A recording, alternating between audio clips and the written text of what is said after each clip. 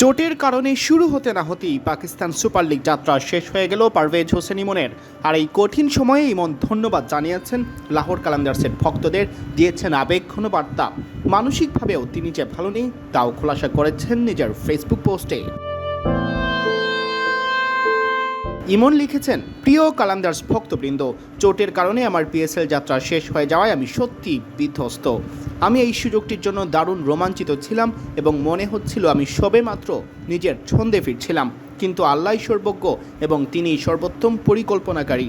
এটা ছিল আমার প্রথম বিদেশি ফ্র্যাঞ্চাইজি এবং এই দলের মধ্যে কালান্দার্সের ভ্রাতৃত্বের অভিজ্ঞতা লাভ করতে পেরে আমি অত্যন্ত কৃতজ্ঞ।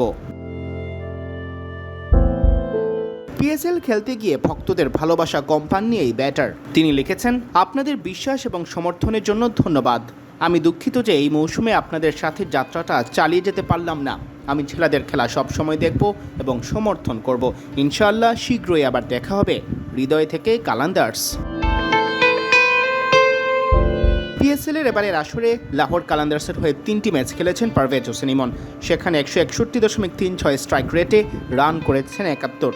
তার মধ্যে মুলতান সুলতানসের বিপক্ষে 19 বলে 45 রানের দুর্দান্ত এক ইনিংসও ছিল। তবে সেই ম্যাচেই ফিল্ডিংয়ের সময় চোট পাওয়ার পর ইসলামাবাদের বিপক্ষে সতর্কতার অংশ হিসেবে একাদশে রাখা হয়নি তাকে।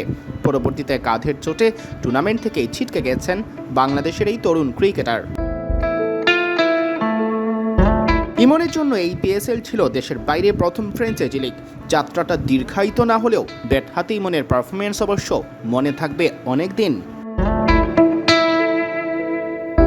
সিয়াম চৌধুরী, বিডি ক্রিক টাইম।